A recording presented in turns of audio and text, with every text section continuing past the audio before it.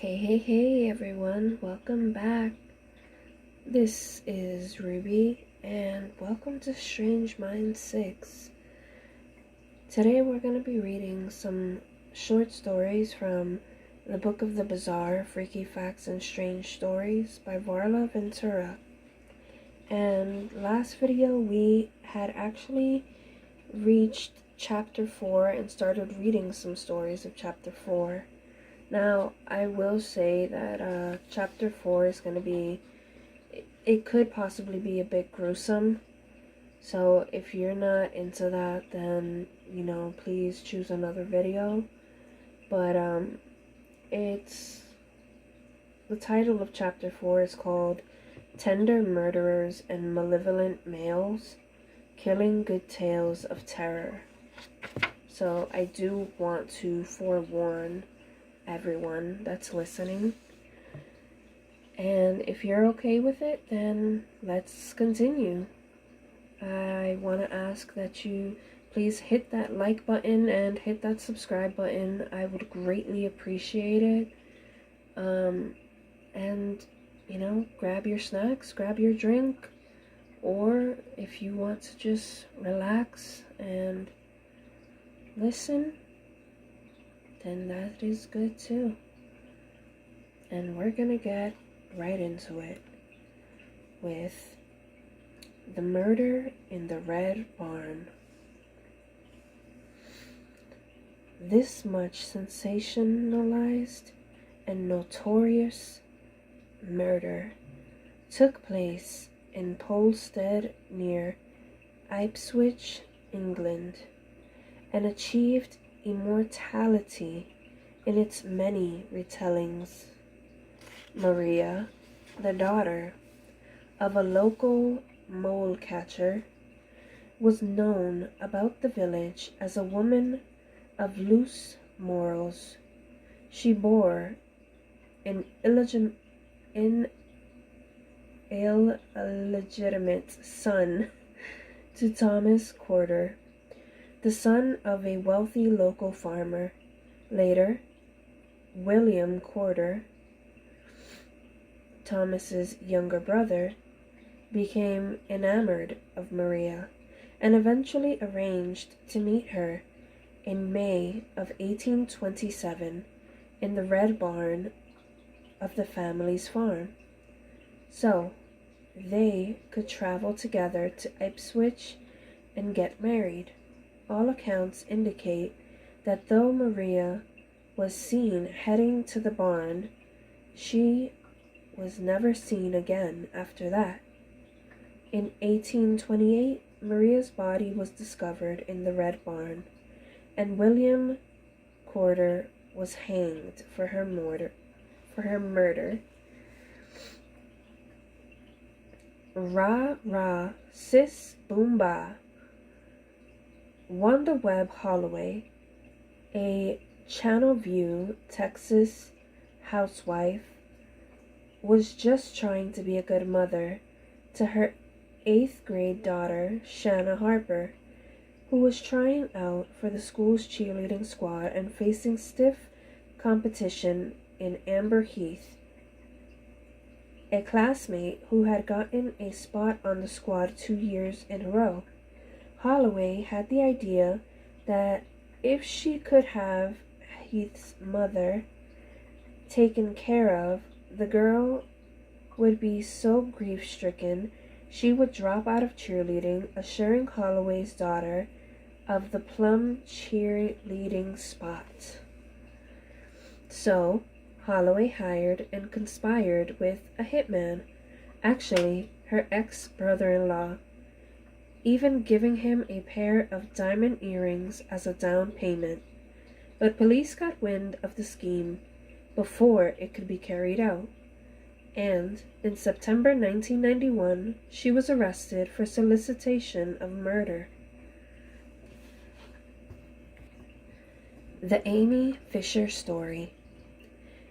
Amy Fisher led a charmed life, wealthy parents, luxurious Long Island home, her own phone line, but the Jewish Italian princess had a dark past.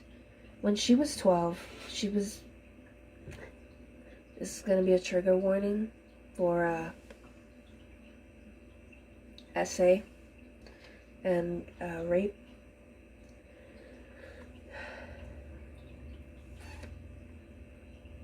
So I would like to say, if you guys are triggered by that, please change the video. I don't want anybody feeling any way or getting triggered. But those who stay, I'm gonna continue this.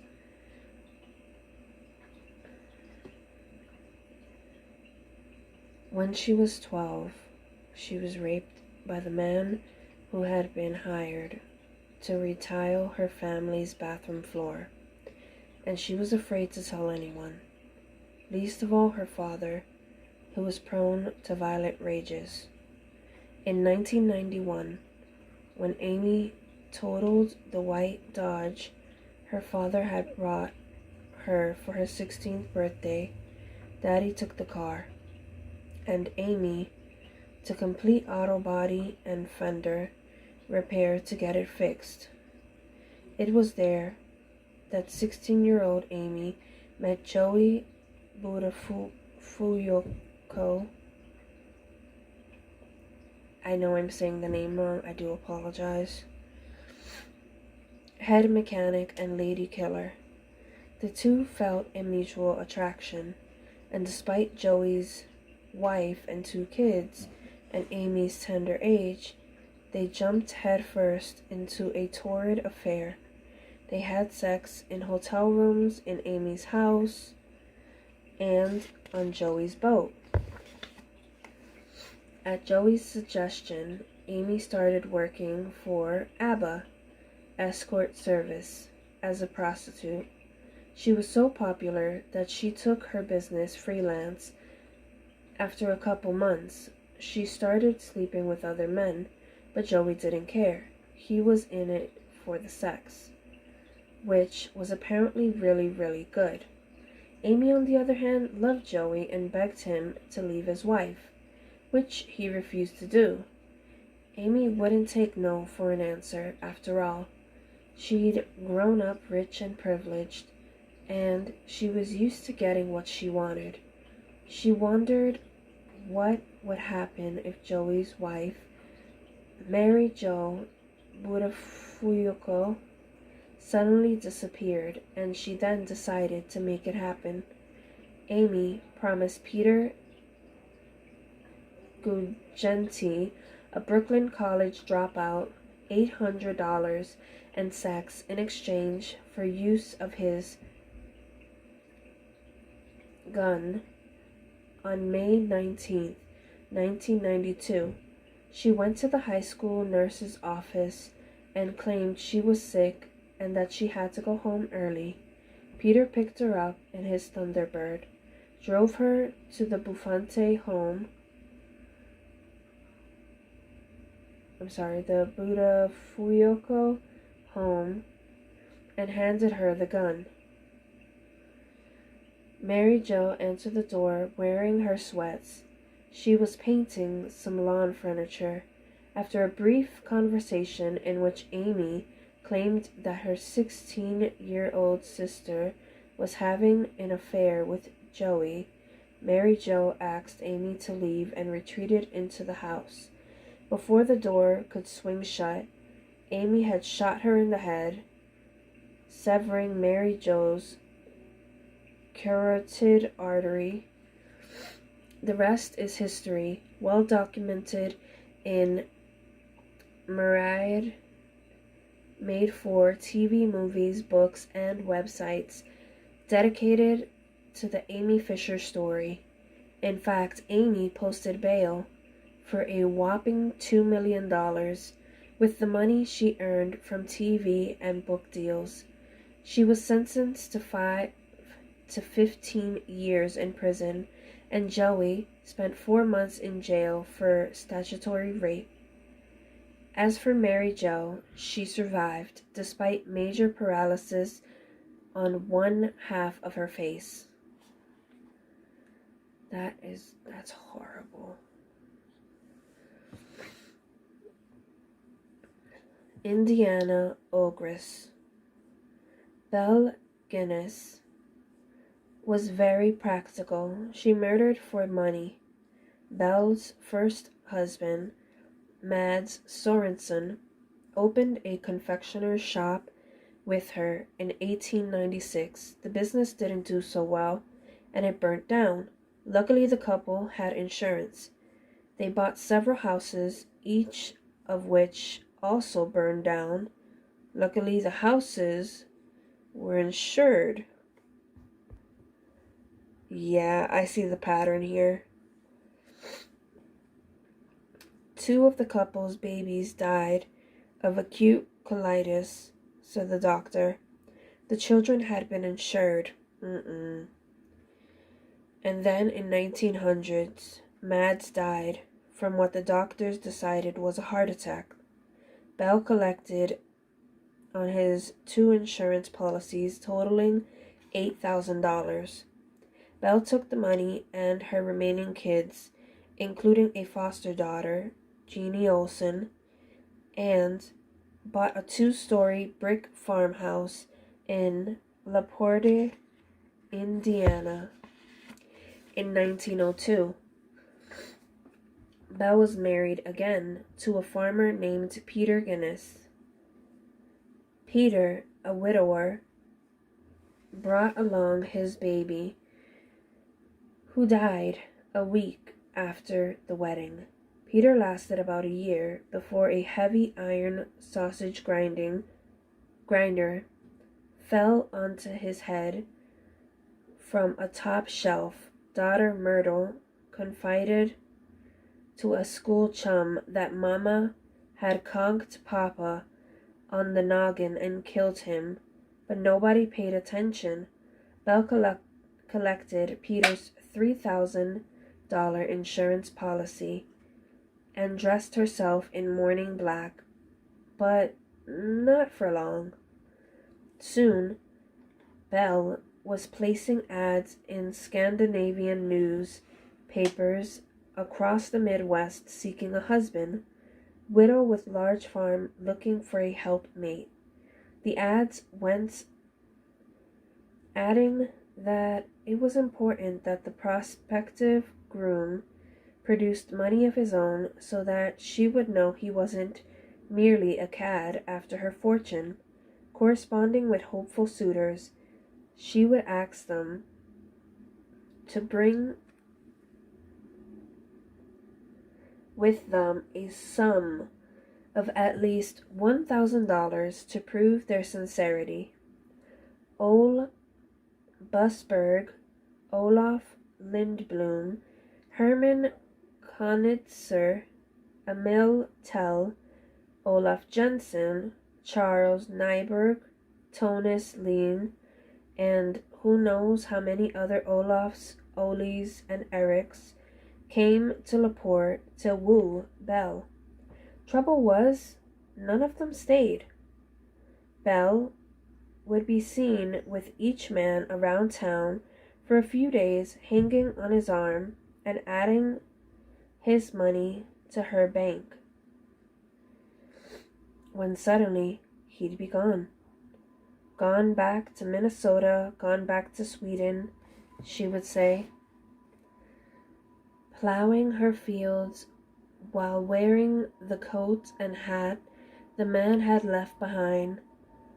She'd bemoan her lot. She was a poor widow, deserted by another scoundrel who loved her and dumped her, and another ad would appear in the Lonely Hearts section of the Scandinavian News. Somewhere along the way, Jenny Olsen disappeared, too.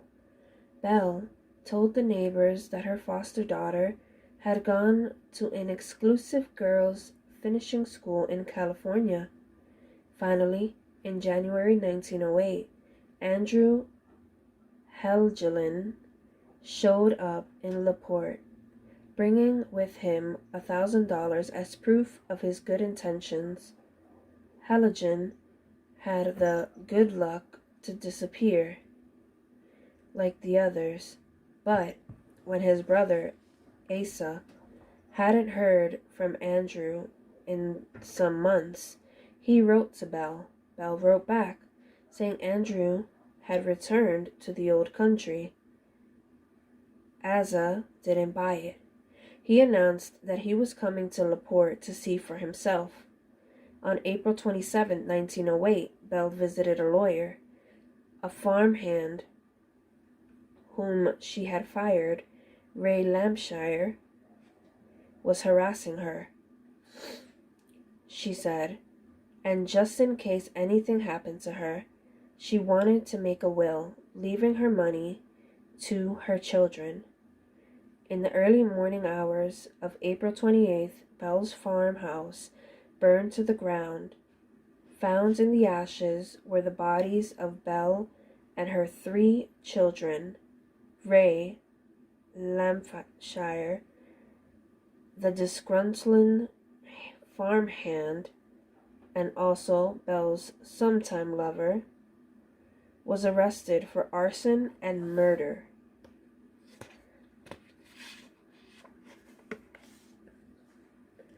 There was one problem.